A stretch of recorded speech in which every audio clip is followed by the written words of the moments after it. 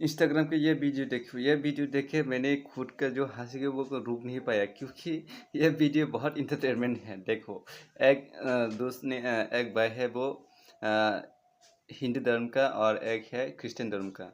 जो क्रिश्चियन धर्म का जो बंदा है वो जब खाने खाने के टाइम पर जो उसका जो डिसिप्लिन है वो डिसिप्लिन यानी नियम वो नियम को वो मानती है, मान के वो उसके बाद खाना खाती है। वो डिसिप्लिन को वो कंप्लीट करने के बाद वो खाना खाती है।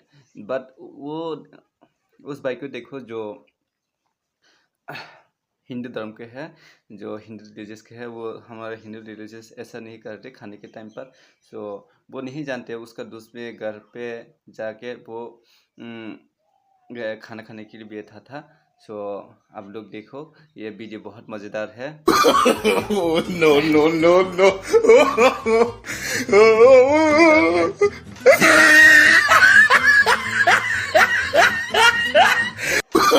Oh, no, no, no, no.